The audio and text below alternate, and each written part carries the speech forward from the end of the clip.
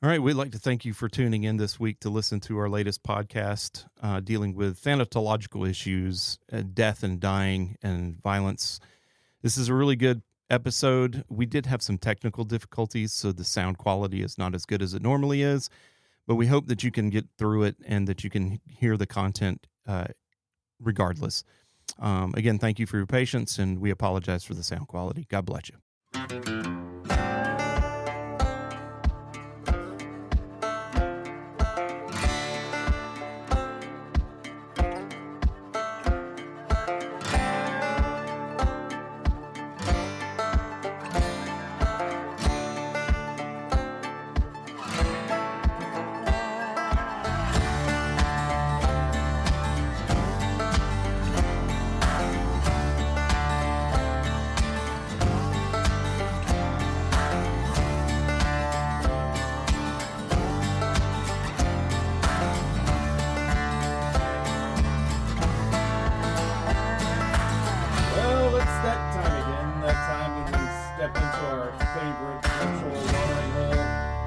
Cozy up to the bar and continue discussing the thanatological issues of the day. We talked about this last week. Yeah, I'm joined by Greg, obviously. Interrupted the intro. And Ken, and I'm your host, Chris.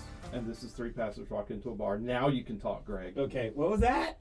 We came up thanatological. I love it. I didn't put it away last week, so. It's the study of death.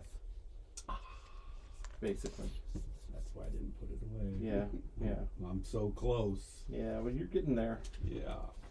I mean, when it's knocking at the door like it is for you, you don't really like to talk about it too much. Yeah. Well, we just discussed Ken sharing some of my melodies and his eyesight. Poor guy.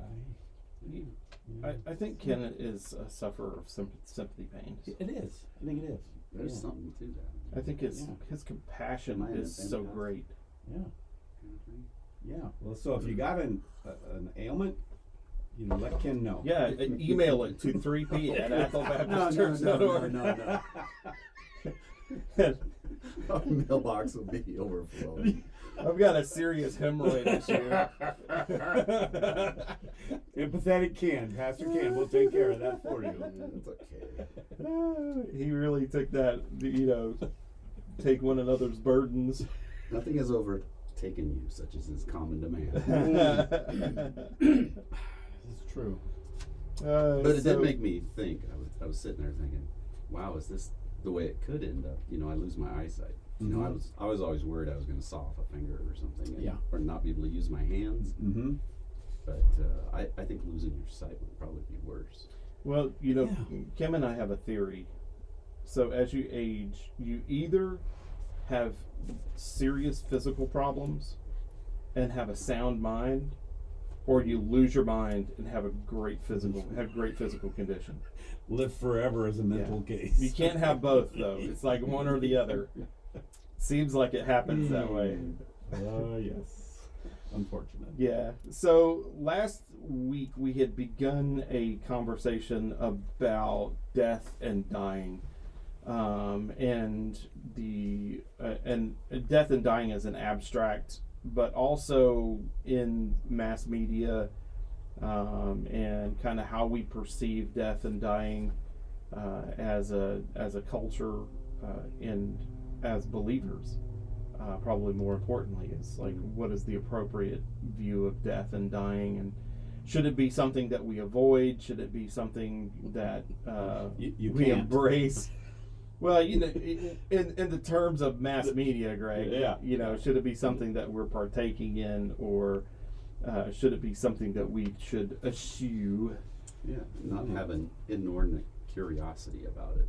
We're kind of probing into it, wanting to experience it without taking on its full ramifications. Yeah, because we had talked about quite a bit of television and movies last time we had discussed death and dying, and how it has become such a prevalent part of our entertainment industry. Mm-hmm. But then again, on the other side of that, that's not anything new.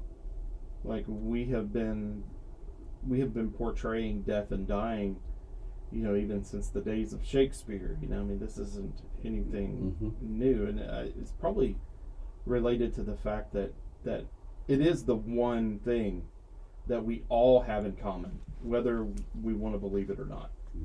If you're looking at things that bring people together under a common cause, that's one of them. I mean, we're all going to die, and nobody is going to die in a way that is pretty or serene. Everybody's death is like, well, that is something that we could also consider is how to die a good death. Yeah. Warriors speak of this, die a good death. But as a usually violent, doing something extreme. Well, heroic for sure. Yeah. I mean, you wanna die in such a way that you don't look cowardly or something of that, something similar to that. Very into that, crossing over to Valhalla with honor, and I think that's a warrior's thing. Period. I think you can, if you looked across time and into all warrior cultures, you're gonna find that kind of similar thread, because death is an inevitability. If you live by the sword, you die by the sword. This is a biblical principle. So do you think it's more of a fantasy though? Particularly in movies, we glamorize it a lot, like Hamburger Hill, Platoon, and a lot of these movies. Saving Private Ryan, that's going to deflate your your nobility of death when you watch the opening of that. I think there's a difference between the way that a warrior's death in, say, for instance, Saving Private Ryan, and a warrior's death in, say, for instance, Seven Samurai is going to be portrayed, because two extremes. Yeah, because in one of those instances, that person that is dying was most likely drafted against their will, and brought into a conflict that they were pretty much guaranteed to die in, whether they wanted to or not. Whereas in the other one, the culture was that you're going to breed a culture that is unafraid of dying, that you have made peace with the idea of death. That's kind of mandatory for the military. Yep. And especially for, like groups like special forces and things like that. You're not going to get that same type of mentality in like an infantry unit probably. But, if you have a warrior culture, one of the things you're going to have to deal with is you're going to have to deal with the fear of dying, because that'll be the one thing that makes you run when you should charge.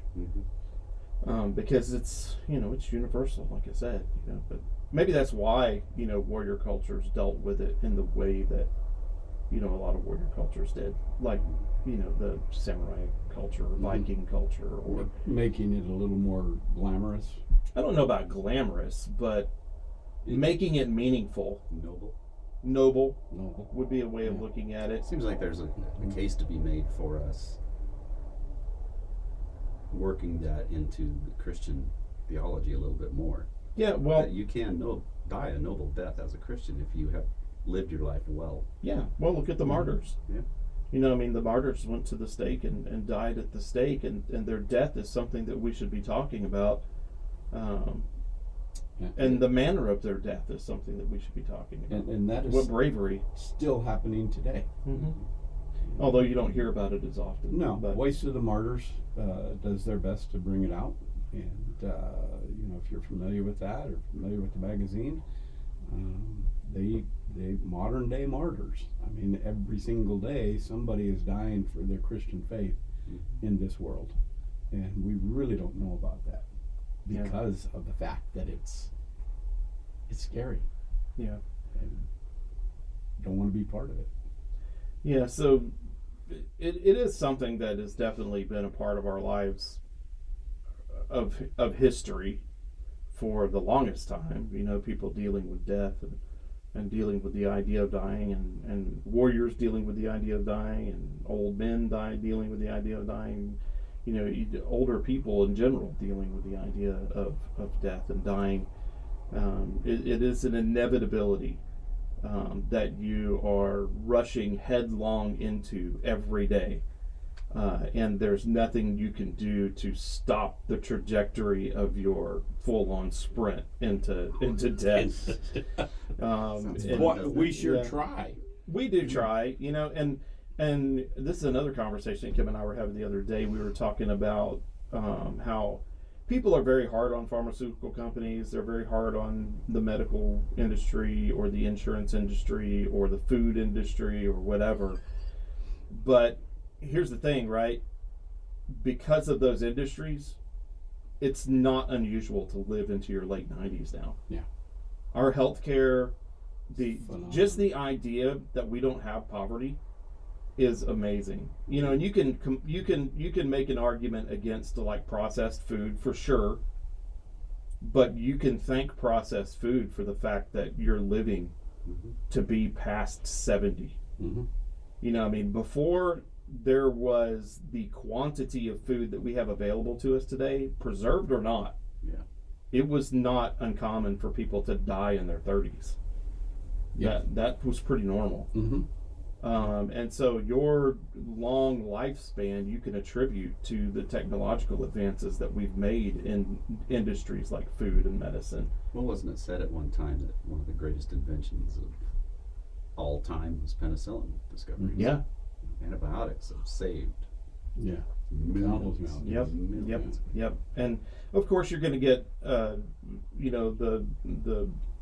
people who are going to be very against antibiotics, and there may be some truth to that. We don't know the long-term effects of antibiotics, but you know what? They improved your life for now, and if they extended your life from 30 to 70, I'd say I think the side effects were pretty worth it.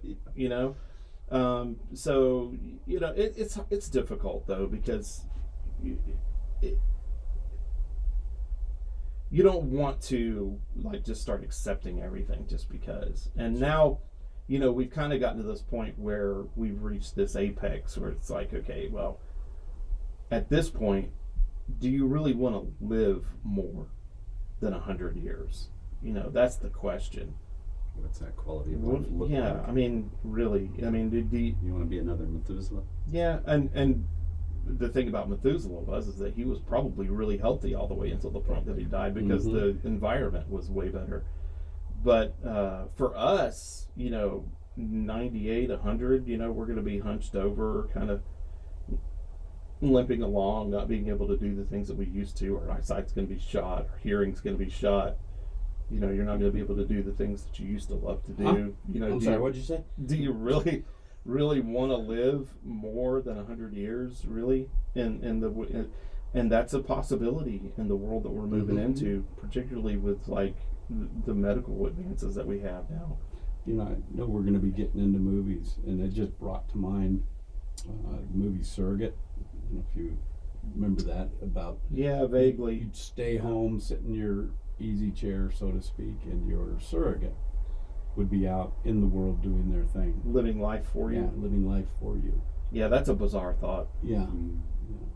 But so's AI. Well, here's the thing, right? If it's a realistic experience, why not? Why not? Yeah.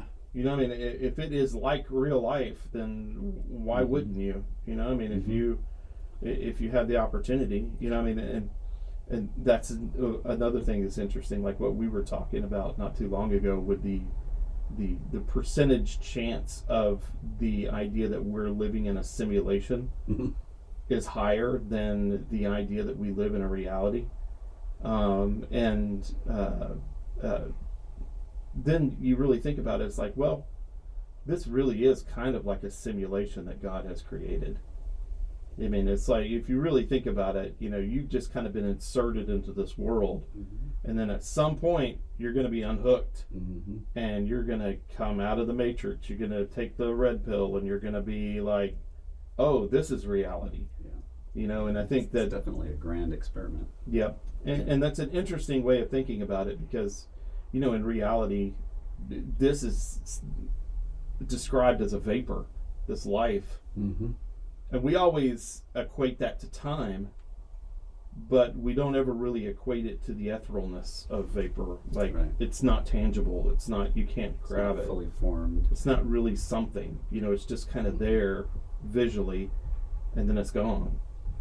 So I think that's an interesting thought, and it might be another way of kind of dealing with death, and understanding that this is not the reality that you're living for.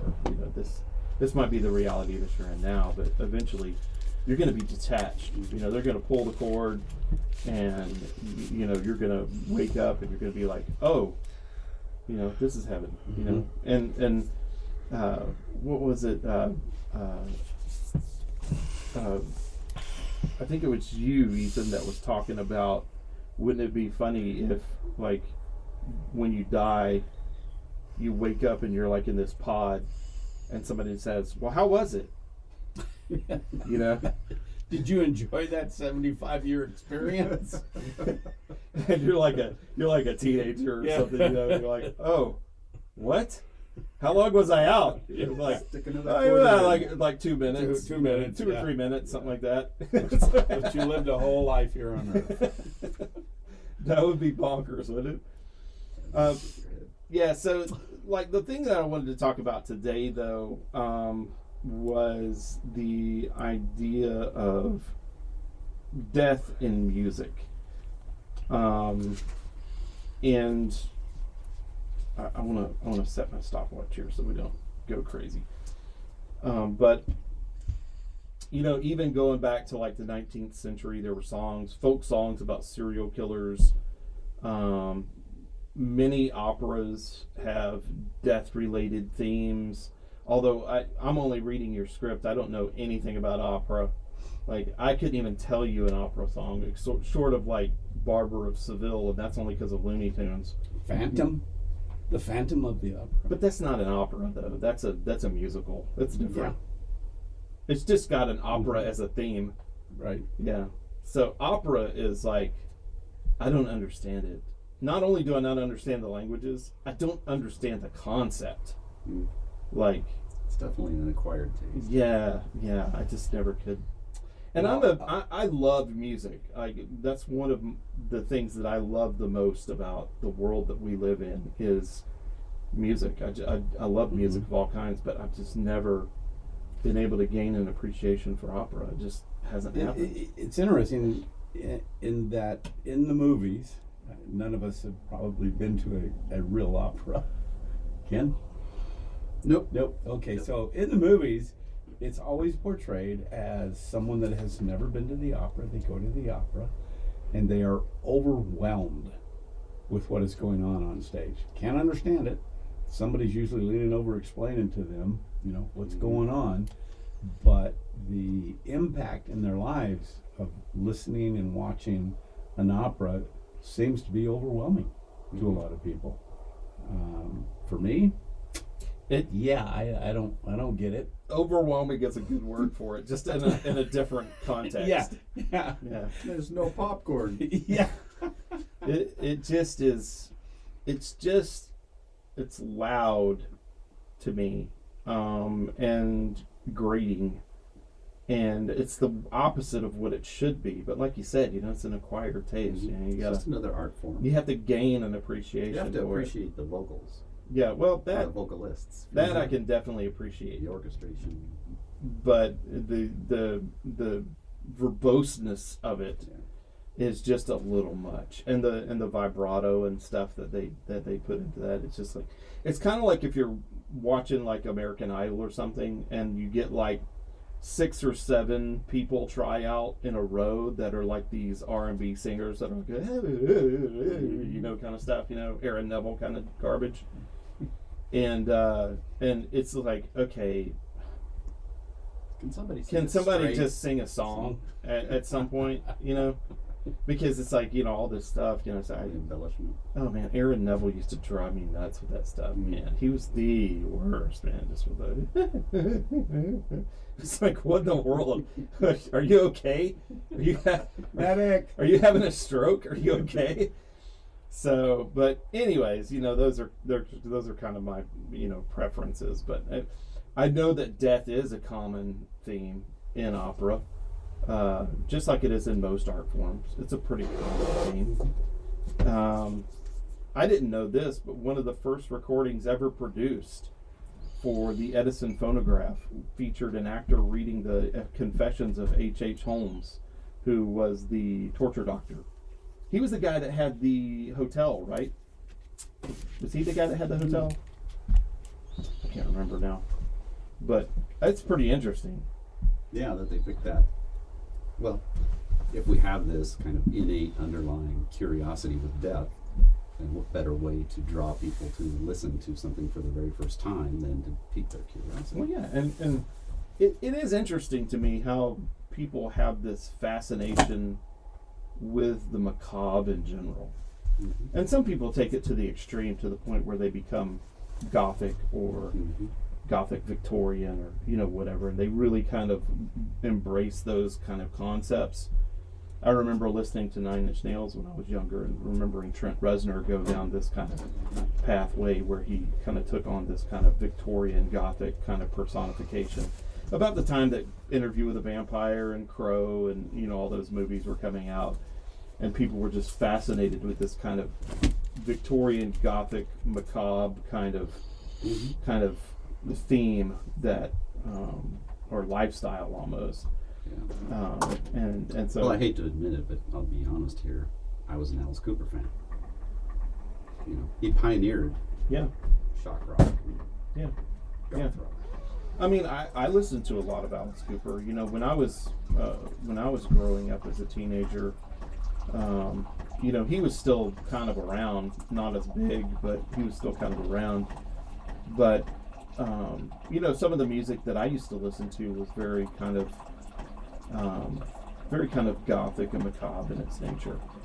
That's just kind of the person that I was, and I still carry that on. Like I told you last week, it's like going to the bookstore and having Kim have the comparison of the journals. Your eyes drawn to all the black books. Yeah, it's like, and there is this kind of like something within me that's kind of drawn to this kind of more Gothic macabre aesthetic.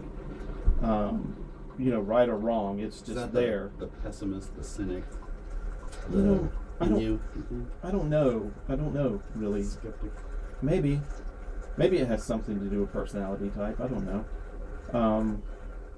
Yeah, I don't really know. That's an interesting question. I don't know where that comes from. It'd be interesting. It's kind of another facet of the same thing, almost. Maybe it would be interesting to talk to somebody and find out, where those kind of things come from, whether it's nurture or nature, or if it is some type of a personality type issue, where it's something that develops over time or whatever. But I can't remember a time where I was not attracted to that kind of aesthetic. Well, you grew up around a lot of funerals, right? I mean, but maybe not as much as a part of a family who operated a funeral home. No, not really. I mean, my dad did a lot of funerals, and in the South, funerals are way different. You have a viewing, a couple of days before the funeral. So you have the family there, and then you go and they have an open casket if you can. It's weird. It's uncommon to have a closed casket. If there's a closed casket, something was bad. Something. Yeah, and so most of the time it was an open casket, and then there's like this kind of morbid art form where people will come by and they'll look at the body and they'll be like, "Man, they did a really good job on him." Like that's important. Yeah, and so real. And people will talk. It's like he just looks like he's so lifelike, or whatever, And He's sleeping. I can remember when my grandpa died, and I was sitting up there and I was looking at his body, and people were kind of saying those kind of things. I reached up and I touched his hand, just to kind of feel like what it was like, and I'll never forget how that curiosity stuff. How so rigid and how like just odd it felt, so it's just always been there, even before that, just this kind of interest in I wouldn't say interest, but an appeal towards the kind of more macabre and more Gothic, and that's probably what drew me to really kind of trying to understand the occult when I was a younger man. and kind of exploring those ideas. But it never really like creeped me out or anything. And so, yeah, there's always been that. It's just kind of weird. And most people probably aren't like that. But the music choices I watched, the movies I watched, the posters I had hanging in my room, I mean, all of these things, kind of pointed in that direction. So it could be that there's just people that try to embrace it, and it might be because maybe I want to understand death more because I know that it's an inevitability for me. So I guess in my personality type, perhaps I try to embrace it in the degree that I want to understand it, to help me cope with it. Maybe, maybe that's something. And then maybe we don't. For most of us, we don't want to embrace, investigate, look into death because it is so finite and scary. So it's probably a good thing to and be the able Bible to really doesn't tell us a whole lot about that singular experience. I mean, we have Lazarus and the rich man looking across the void to one another. That's about the closest thing that we have. But it's always about it's always about the sides. It's never about the experience. Right, the actual moment. I rest on no eye has seen, no ear has heard, no mind has conceived what God has in store for us. Well, sure. That I rest in that. It's like it's better than anything that we can imagine. Oh, sure. And you have to believe that. You got to have the faith that is true. That is the reality of it. When we die, what is beyond is much more than we've ever even imagined on this side. That's interesting because I understand those things as well, and I believe those things. I'm looking forward to those things, but they do nothing to help me cope with the idea of death. Of the end. Because I know that it's an experience that I have to go through before I get there.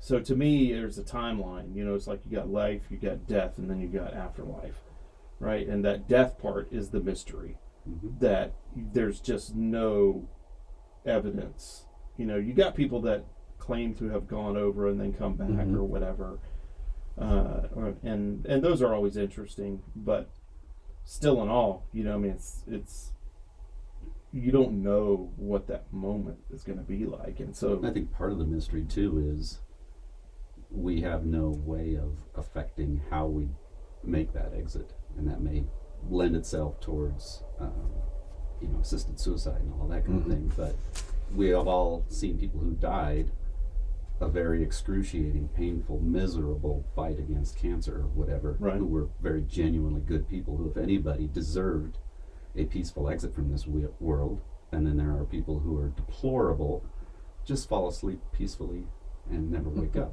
They didn't deserve that either. So that should be evidence enough to us that this life is not fair. That the rain falls on the just and the unjust alike, as the word says.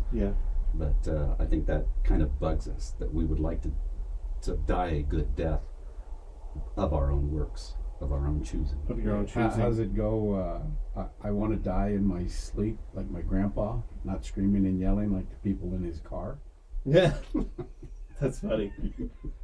Yeah, I mean, that kind of brings you back to that warrior culture, though. It's like you live by the sword, you die by the sword. To some degree, you've chosen how you're going to die.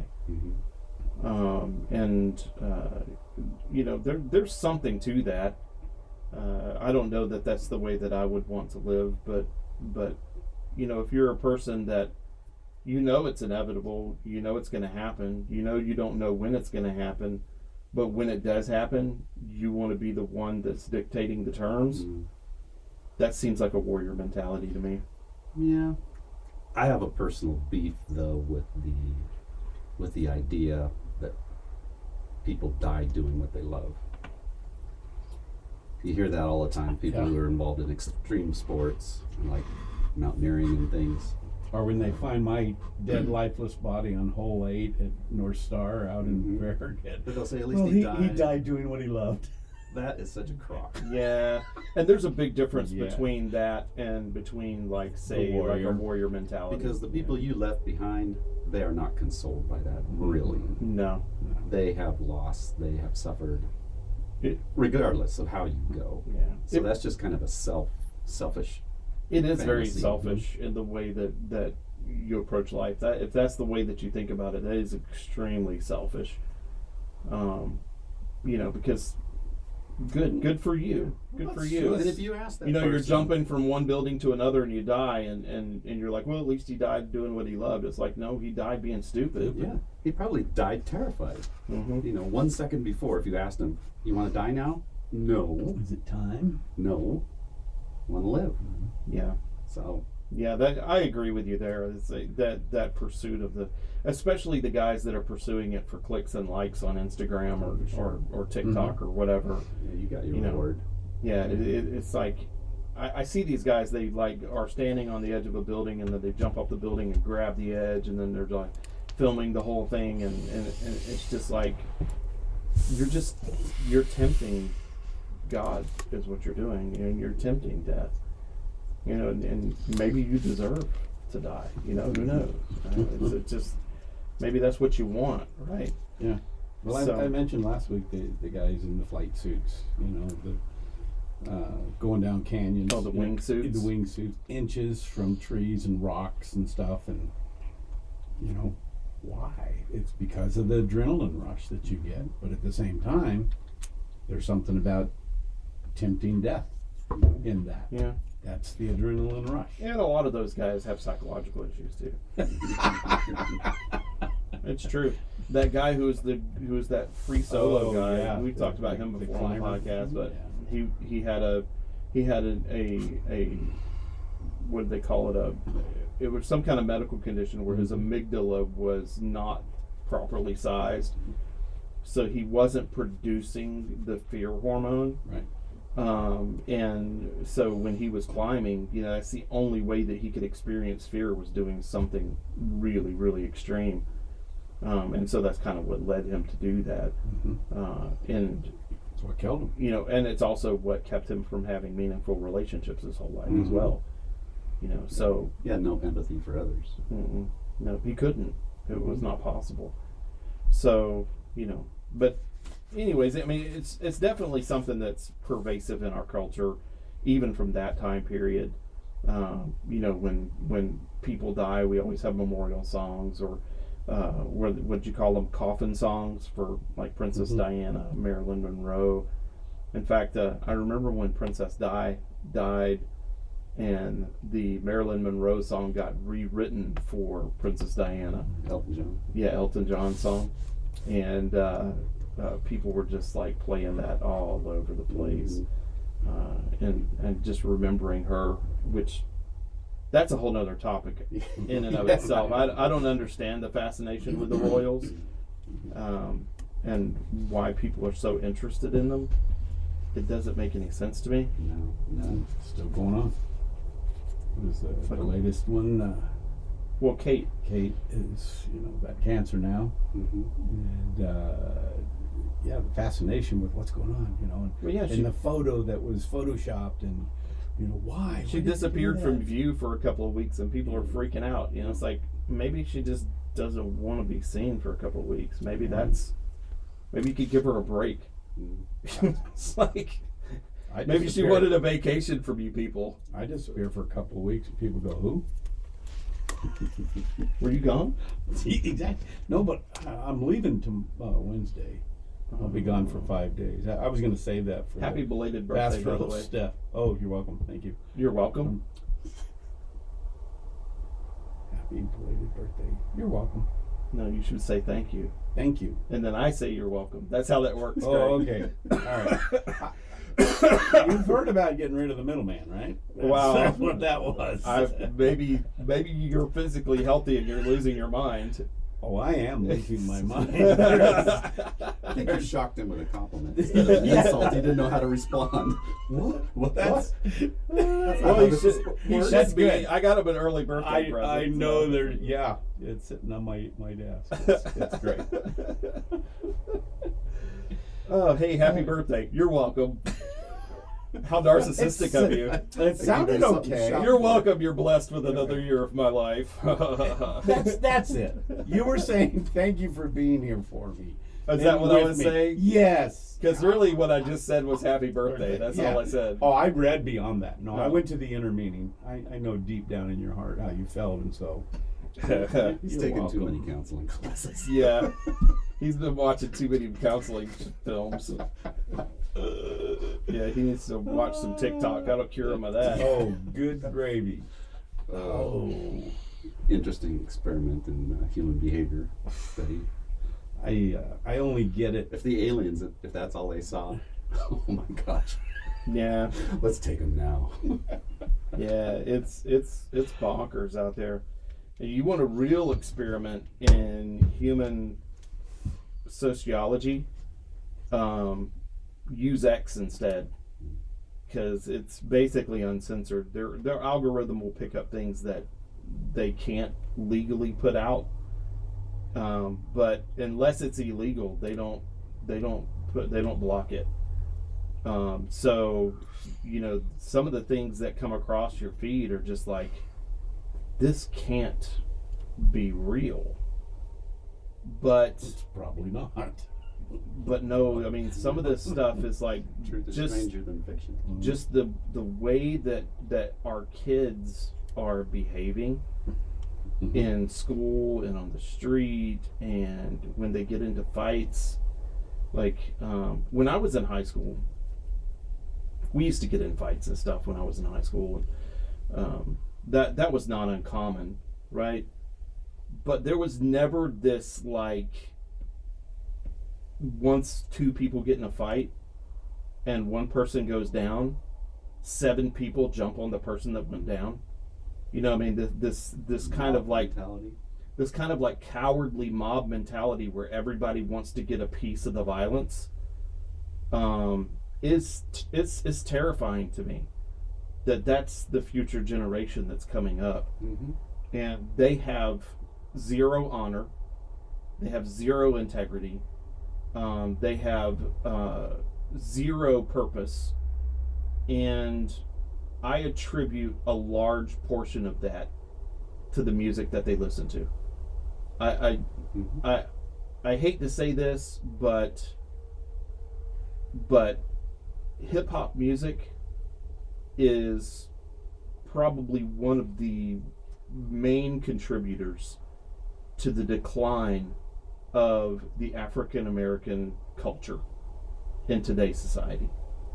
And nobody's saying that because it's racist to say something like that.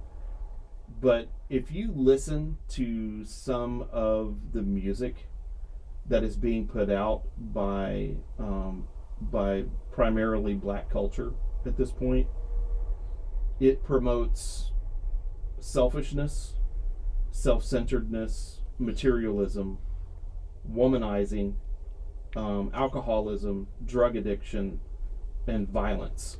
Death. Yes. Which all leads to death. It is a music that celebrates death. Sin. And sin, which is the precursor to death. And I'm watching these videos and these parties where it saddens me that when you have a person in that community that would rise up to speak against that, they're immediately labeled as not black enough or white sympathizer or whatever. And people have been really kind of like distracted with this whole transgender thing. Transgenderism is going to come and it's going to go because people will wake up to the reality of transgenderism. There's a biological separator there that is like, okay, we can say whatever we want, but scientifically, one person has XX chromosomes, the other one has XY chromosomes. There is a definite biological difference, right? But when you start talking about race, those things are a little bit more amorphic. They're a little bit more ambiguous. And when you start trying to draw lines between races, that's where the most nefarious thing is going on. Mm-hmm. This whole idea that, you know, the whole diversity, equity, and inclusion thing, you know, where it's like, you know, we have to have black people over here, we have to have white people over here. We're going to work together because diversity is our strength. However, we need our separate spaces. Mm-hmm. That's ethno-nationalism. Mm-hmm. They used to frown on that, you know, and that was the opposite. There were riots about it. Yeah, that was the opposite of Martin Luther King's vision. Mm-hmm. And now it's just like these racial groups, black and white and whatever, are just spitting on that legacy and in favor of kind of like, in particular, this kind of musical kind of, there is no comparison. Mm-hmm. Like, you can take all country western music and you can take all heavy metal music and you can take all pop music and you could put it side by side with like rap particularly, and the violence level of rap and the way that it is portrayed is not a net positive to their community nor anyone else's community. You think it's possible that some of that might be a result of, like we were talking about before, the dearth of a warrior culture, a noble warrior culture among the black community? That it comes out in gangs and violent behavior because there's no positive outlet that they are Well, there's no fathers. drawn to. Right. There's no fathers. Fathers would be a big component of that. Yeah, there's no fathers. There, I mean, most of the, well, I mean, fatherlessness is a massive issue in that community. And, you know, you can blame a lot of things on that. There's a lot of factors that you can blame for that. I blame the federal government for that. I think the federal government is to blame. When you enslave a people into social programs, which is what has happened to the African American culture. They've been enslaved by federal government social programs. When you do that, you open the door for fatherlessness and hopelessness and despair and poverty. And I mean, it's not. Well, it's what's even more nefarious about it is we've already seen this happen with the Native American community. Yep. If any people was first subjected that way, it was the Native Americans. Yep. And now we're doing the exact same thing with a different race, expecting different results. We're just not calling them. We're not calling them reservations. They're housing projects. They're housing projects. Mm-hmm. You know, but it's still the same principle.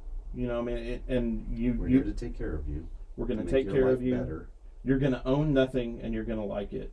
Yeah, basically is what it boils down to, and that's the way that they would love the entire world. And I just wish that culture and those, particularly those stars, those pop stars, those R&B stars, those rap stars, that can see. I mean, I would just challenge them to go through your Twitter feed, your X feed, and just look up, say for instance, type in black on black violence and just watch for about an hour and see if it doesn't change your mind about the culture. Because every single one of those videos, the people that are involved in that violence are emulating those rap stars to a person. And it's not like an anomaly. It's to a person. They're emulating those rap artists. So meanwhile, while this rap artist is sitting in his mansion, drinking his Hennessy, and walking around with his stacks of dollars and 5 half-naked girls around him. There's some 14-year-old kid pretending to be him in the slums, beating up and committing acts of violence against people that he should be respecting and honoring because they can get him ahead in life. And so I think that this music issue and the desire to display violence and the desire to display death is a major, major issue, more so than movies and television. Way more. Yeah. Like exponentially more. Well, you listen to music a whole lot more than you watch movies. That's probably true. It's on in the car most of the time. Even a short trip, you're gonna listen to music. When you're at home doing something, just walking down the street, looking at how many people have earbuds in, and the majority probably are not listening to a podcast about bettering your life, saving money. They're listening to music that is causing them to act in a certain way. Right. Now, to be fair, there are other genres of music that perpetuate this kind of idea. And one of them is death metal or like thrash metal, heavy metal, things like that. And there are components of that and there are groups of that are affected by that type of music in a very negative way. But that's not what you see on a regular basis. That activity is rare. To the point where it's like you really have to look for it. On the other side of that, for one culture, it's not rare. It's like that's the status quo. That's normal. And that should terrify black parents. It really should. It should terrify black communities. And I say that because I don't think me feeling guilty about some past that I had no part of is going to help them to be better. I could be a full-on racist. It's not going to affect how they rise or fall in society. That's kind of up to them. Mm-hmm. But man, wouldn't it be great if we all came to this realization that a lot of the things that we're doing in this world right now, they're not helping. Maybe we can do something different together. Wouldn't that be great? Mm-hmm. But that's not the way that forces that are existing in this world. That they don't want that. They don't want unity. And it makes me question, what these artists are driven by. They're obviously worshiping mammon. They're obviously worshiping selfishness and self-centeredness and wealth. Respect in the wrong ways. Yeah, materialism. Significance. And so it's interesting because that rap music in general has a tendency to steer people towards outward violence. And heavy metal music has a tendency to drive people towards inward violence. Which it's an interesting kind of dichotomy, because, Do you think the one's more cerebral than the other? Potentially, yeah, potentially. One's more physical, outward, one's more cerebral, inward, a lot of shame, angst, and guilt, which drives violence against self instead of violence against others. Yeah. To take what they have. And they probably lash out a little bit differently. Like, I think that's probably one of the reasons why the mosh pit was created. Because it was a way to release that anger in a way that was... safer? Maybe not safer, but definitely in such a way that that you're not going to kill somebody. Because that's kind of part of challenging and accepting challenge, is that you have the potential of being hurt, but also if you have the potential of being hurt and you have the potential of hurting someone, you definitely only want it to be a challenge. You don't want it to be a murder, which is kind of the difference between the two of those cultures. And music does drive culture. It drives entire groups of people in a certain direction. That's why you can go to any given high school and you can pick out the groups of people based on the music that they listen to by the way that they dress and talk and act. Mm-hmm. That's what makes cliques. That was true in high school when I was going to high school. It was true when you guys were going to high school. It's true now when you go to high school. It's just, that's the way it is. And I wish people would wake up to that fact. And the artists that are in today's society, Here's what I found. I wish that they would begin to understand the implications of what they're putting out there. And as parents, we should support and champion those celebrities that are standing against that. People like Dr. Ben Carson, I think Denzel Washington has kind of spoke out a bit on that as well, and others. Yeah. But see, you talk about people like that, and they're not black enough for the culture. Or, like Larry Elder, or, any of these guys who have come along to try and do something positive and make the culture greater, they get beat down. Not only by that culture itself, but the culture of elites that want to push him down as well, because they would love for them to stay suppressed. That's probably why you don't hear much about Thomas Sowell. Thomas Sowell is another one. Yeah, I mean, what a brilliant man. His stuff is amazing. Yeah, gosh, brilliant. He's a treasure. Yeah, and should be in the White House. And not conservative or liberal or whatever, just reasonable and logical.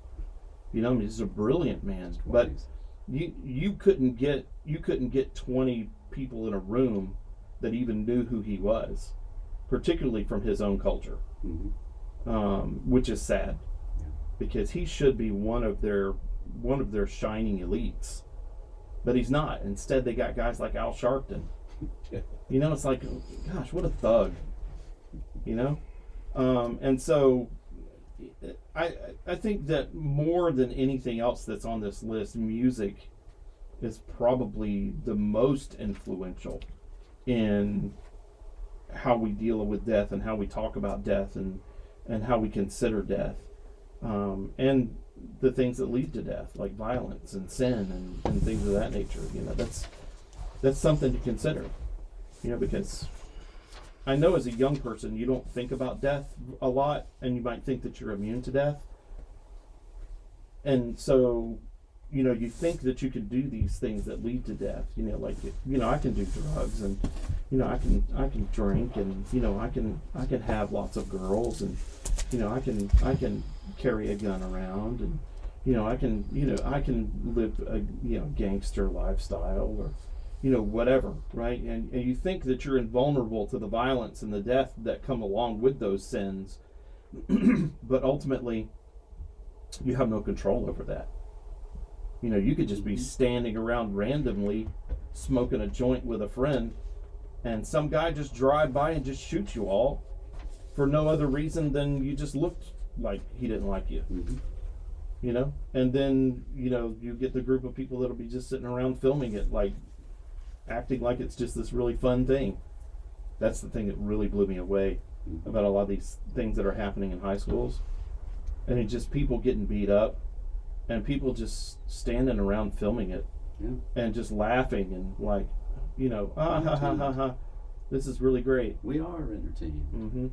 And who cares who's at fault? I get it. You're gonna have conflict, but does that conflict really need to lead to you driving someone's head into the asphalt to kill them? Really?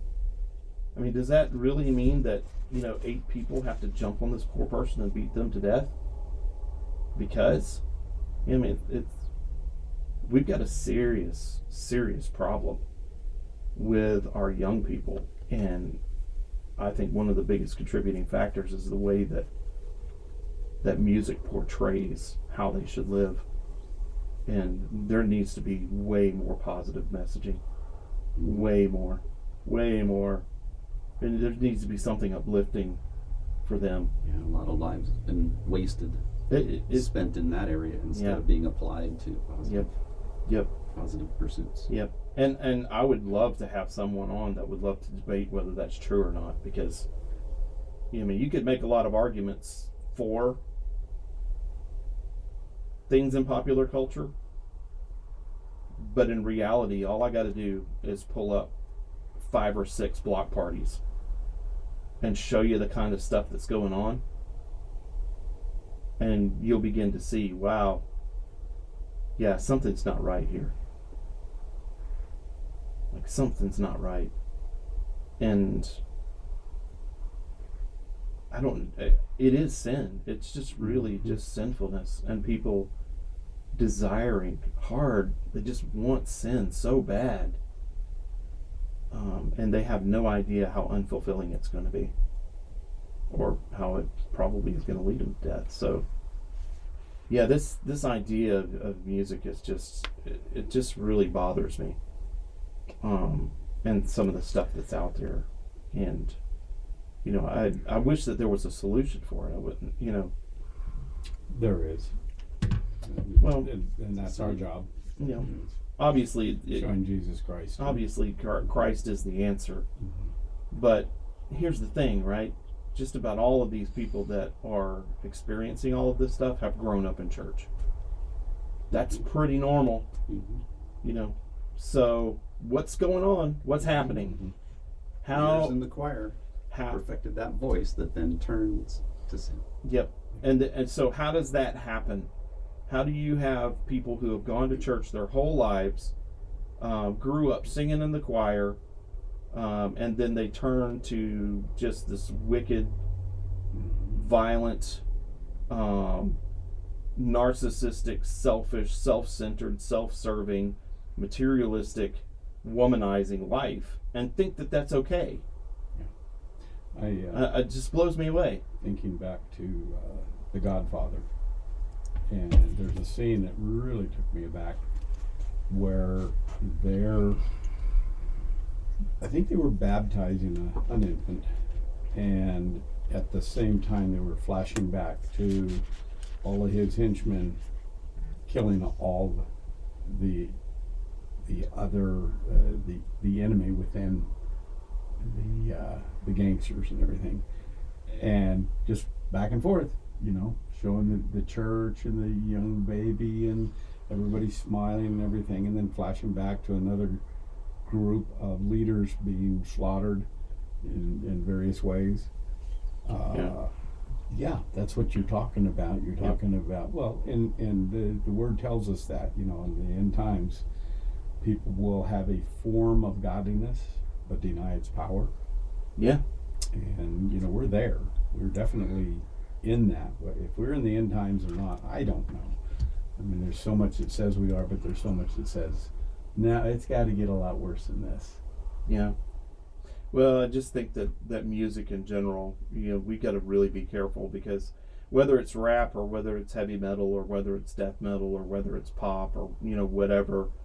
Whether it's Christian. Whether it's Christian, what is it pushing us towards? I've been really thinking about this lately, particularly with some of the songs on my own playlist. It's like, what is the purpose of this song? Because not everything has to necessarily, and not everything will, bring praise and honor and glory to God. I mean, you could make that argument about classical music, whether it does that or not. But also, what is it prompting me to look at or to embrace? To feel. And that might be one way of looking at your music when it's compared to death. When your music is propelling you to things that lead to death, you should probably not be listening to it, probably, really. You could probably say, well, I'm a mature believer, and I can listen to this and not have a problem with it. But also, that doesn't mean that you should. Mm-hmm. So, yeah, there's some challenges there that even Christians have to deal with, that we need to be thinking about. And, whether it is a song that glorifies death itself, or whether it's a song that kind of lead you into things that lead to death, which is basically sin. You probably should think about those things. Yeah. We're told in Scripture not to be the double-minded man. Yeah. There's an example of it. Yeah. Well, it's all had. I mean, you look at some of the music that's out there, and some of the songs and the groups that are out there, and yeah, you listed a couple of songs here that are like from my generation: "Suicide Solution," "Highway to Hell," "Psycho Killer," Guns N' Roses. Look at your game, girl. That was a song written by Charles Manson. So it's definitely on both sides. And then I was one of the first to go out and buy the Chronic album when Dr. Dre put that out, and man, we used to listen to that all the time, man, and think to ourselves, man, this is awesome. It's Dr. Dre and Snoop and all these old guys, and you had Ice Cube at that time, and we were listening to a lot of that gangster rap, and we were kind of embracing that culture a little bit as well. And now that I look back on it, if I were to try and listen to that album today, I wouldn't be able to get through half of the first song, because it's just all about shooting people and selling drugs and misusing women. And you might say, well, we're just speaking to what we've experienced. It's like, well, why don't we start speaking to something we want to experience, as opposed to something that we are experiencing. There's one thing to speak on something that you have experienced. Lecrae does that, and Lecrae has an amazing testimony, and he's actually a really good speaker too. He's really good at talking about Christ. But if you listen to a lot of his music, he talks about a lot of the things that he has gone through and the experiences that he's had living and growing up where he did, which makes it not appropriate for a lot of younger Christians, particularly white Christians who have nothing to relate to him on. It's like, okay, well, he's talking about his neighborhood and the drugs that were around and the violence that was around. And it's like, there's maybe 1 in 5,000 white kids that have experienced that. And, if you want to point to anything that looks like systemic racism, well, there it is right there. That's definitely something. Is it culture or is it our government? That's the good question. But that being said, this type of stuff, it really is just... like this one song from Death Row Records, "Sex, Money, and Murder." That's what it is. Sex, money, and murder. Then they're just saying it right off the front. And so, but it's nothing new. It just seems to be more pervasive now. Yeah. Well, the access is certainly wider. Acceptance, I think, is also much wider. Just like acceptance of all the sins that we talked about earlier are just becoming more prevalent, and we are accepting them, even as Christians. It's like we don't want to get in the fight sometimes, and that's valid on one hand, but on the other hand, we need to. If we don't, then we're not doing what Christ has called us to do. Yeah. Fight the good fight. Yeah. So I think that, in conclusion, to all of this, I'm not really sure that we really even got anywhere as far as like where we needed to get with all of this. But, it's brought up a lot of interesting, thoughts. And, there is something to think about when you start thinking about the influence of death and dying in the United States of America, and the obsession that we have with death and dying and violence in particular, and the dead, and the rise of the mass shooter. As a for instance, You know, I mean, maybe there were mass shootings in the past. You know, I don't know. Maybe that was something that happened on a regular basis. You know, I mean, maybe there's all kinds of arguments for and against, you know, why that is and what's going on. But man, if you look at some of the stuff that some of these guys who were involved in these mass shootings wrote and contributed right before they died, music and entertainment is at the top of the list of things that influenced them. And now you're seeing kind of the influence of social media and things of that nature as well. And it's not singled out in any one group for sure in that scenario. I mean, you have people from all different types and walks of life that have engaged in mass shootings. You just don't hear about those as often. You only hear about the ones that kind of fit the mass media narrative, obviously. But there's a lot of them that are going on, you know? It was interesting. There was one recently this week. Saw a news headline came across an Islamic terrorist in Russia. Yeah. Shot 130 people. Yeah. You won't probably hear that on the news. You see it on X. Yeah. Yeah, it was all over X. Epoch Times. Yeah. But you won't see it in the mass media because Doesn't fit. Doesn't fit their narrative. It puts too much of a compassionate view of Russia up, and that's not the way that they want us to think about Russia right now. They want us to hate Russia. So it doesn't fit within that narrative as well.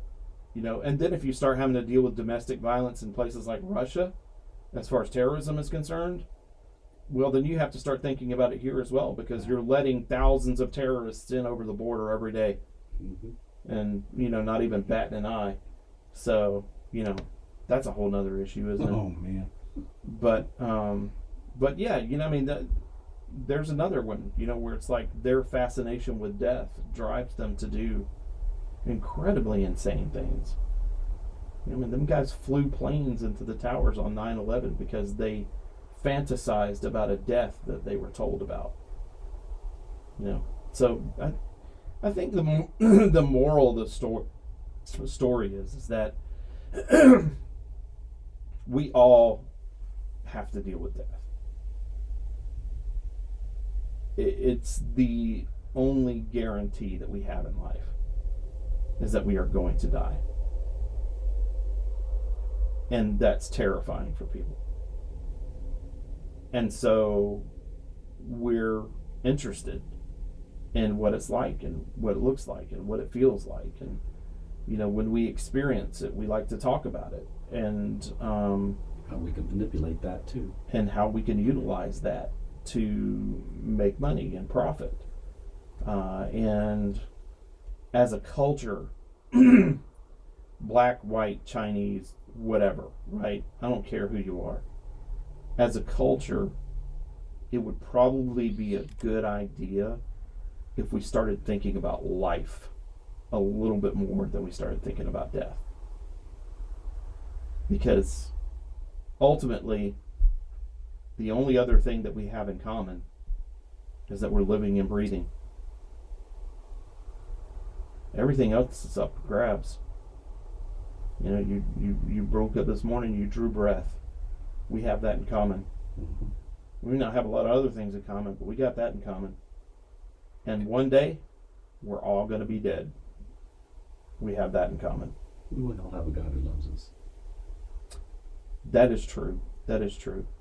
And I was getting to this idea, right? Because there's only really one way that you can really truly appreciate life.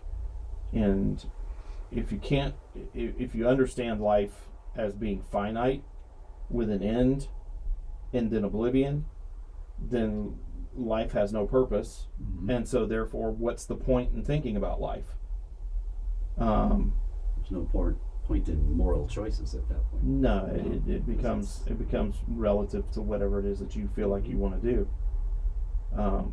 Whereas with Christ, with eternal hope, with a destination in mind, then this place becomes important to live your life in such a way that is impactful positively to whoever.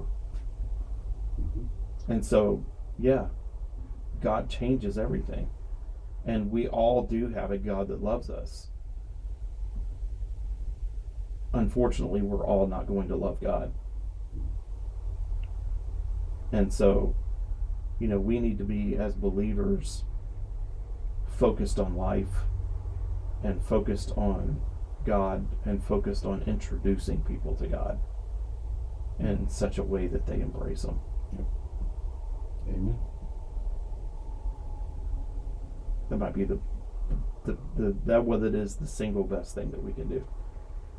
Because you're not going to change the culture. You're not going to change the music. You're not going to change the movies. You're not going to change the printed media. You're not going to change the things that people like to do. You're not going to change video games. You're not going to change any of that. You could pass laws to try, but ultimately, people are going to find new ways to celebrate death and violence and dying and abuse. But, if we could introduce people to a way of thinking that is outside of themselves and attributable to the holiness of God, then, your life just becomes better exponentially. One soul at a time. Yep. And so I hope that people can see that, that we're not under captivity of death. We can think about death, we can consider it, we can imagine it, but at the end of the day, we shouldn't fear it. There should be no fear of death, because it is just a thing, right? Mm-hmm. And it's just kind of like a passageway, almost. It's a shadow, and there's a whole bunch of verses that will tell us that will show you what it is that death looks like to us.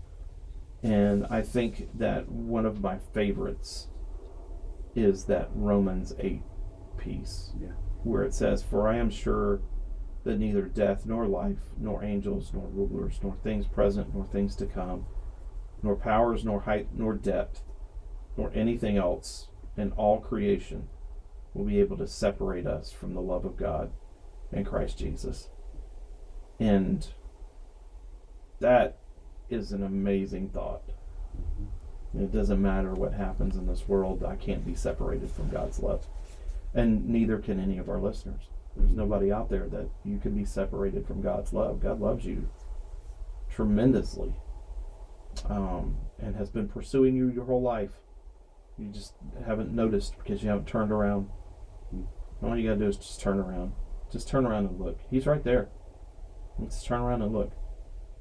But in order for us to turn around and look, it's just kind of like this message, this sermon series. It's like, in order to turn around and look, you got to turn away from sin. And boy, people just aren't willing to do that. Mm-hmm. So, do you have any final words, Ken? I'm glad you ended on that scripture. That's also one of my favorites. And it's one thing that God loves us, but like you said, that you can double down on that by loving God. It's not just a one-way street.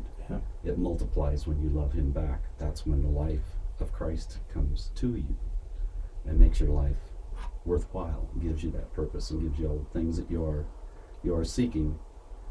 And also remember that Jesus conquered death. He overcame it. And if you're found in Him, if you believe in Him, if you accept Him, He overcame death on your behalf. And so you have nothing to fear of death. You will overcome it too. And so it's just another doorway, like you said. Yeah. And so if you don't know Christ, you're missing out on all of that. Yeah. And so we implore you, consider Christ. Yeah. It's a question like, what are you going to do with Christ? Yeah. That's the question you'll be asked. Greg? You look deep in thought. Yeah. I'm going to suspect that the majority, if not every person listening to this podcast right now, is a believing Christian. And a lot of what we talked about, they're familiar with, they understand. And so I would encourage you to two things, really. One is heed what Pastor Ken just said. Tell other people about the love that you have experienced through Jesus Christ. And this sounds so cliche, but like and share this podcast, because there's people out there that need to hear what we talked about today. There's people out there that are entrenched in a music genre that is dragging them down, sending them to hell, and they don't even know it. And maybe something that was said on this podcast will cause them to step back and take a little closer look at not only their music, but their movies and the online, as we talked about, X and TikTok and all these different platforms that they're preaching hatred, they're preaching doom, they're preaching things that are unhealthy, and we need more people to know that there is a God that loves them, and that without Him you will spend an eternity separated from Him in torment. Yeah. And that should cause us to want to tell others. Amen. And Philippians 1:21. To live is Christ, and to die is gain. Paul says, I want to stay here with you guys, but it would be so much better to go and be with my Lord. So we have a job. Let's do it. To be absent from the body is to be present with the Lord. Mm-hmm. Yep. Amen to that. All right. Well, that about does it for us today. As always, thank you for joining us. If you have a comment or a question or an idea for an episode, send us an email at 3p@athelbaptistchurch.org. Also, if you have an ailment, send it there as well. Ken eagerly awaits I to... look forward to If your idea gets used in the show, you could be the recipient of the now world-famous 3P coffee mug. If you enjoyed this episode, please give it a like and share it with your friends and subscribe so you don't miss any future episodes. Thanks again to ABC and its members for their generous support of this ministry. And thank you for listening. And until next time, remember the Great Commission. Go into all the world, reach the lost with the gospel, and build disciples who can do the same. And with that, we are